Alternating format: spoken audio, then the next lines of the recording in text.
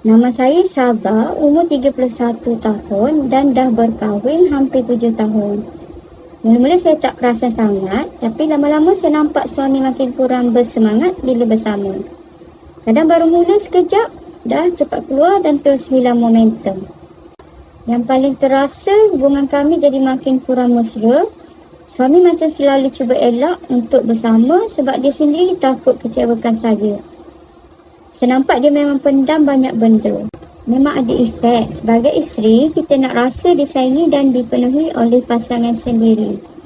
Bila suami selalu tewas awal, memang dalam hati rasa sedih walaupun kita cuba faham keadaan dia.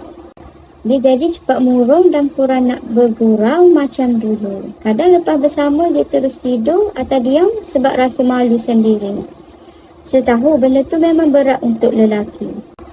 Fear paling besar saya, takut hubungan kami makin renggang. Saya takut suami terus hilang rasa dekat saya sebab selalu stres dengan masalah dia sendiri.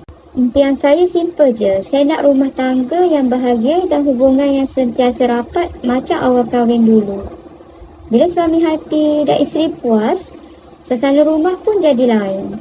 Jujur, memang pernah. Kadang belum sempat saya rasa puas, semuanya dah habis awal. Tapi saya pendam je sebab saya tahu suami sendiri pun rasa tertekan.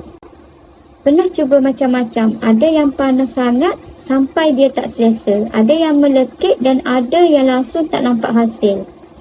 Mula-mula semua nampak meyakinkan. Tapi bila guna, tak jadi macam yang dia harapkan. Suami saya nampak max bosan ni daripada kawan tempat kerja dia.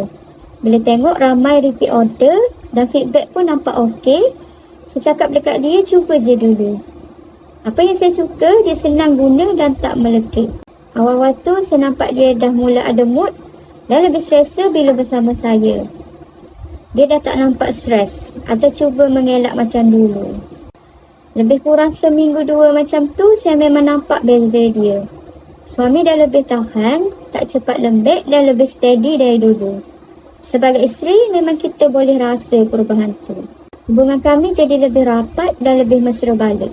Suami pun dah makin yakin nak bersama macam dulu. Rumah tangga pun rasa lebih tenang dan bahagia. Jujur, saya happy tengok perubahan dia. Saya nampak suami dah tak murung macam dulu dan lebih enjoy bila bersama saya. Sebagai isteri, benda tu memang buat kita rasa lega. Pesan saya, jangan malu untuk berubah dan cari jalan penyelesaian.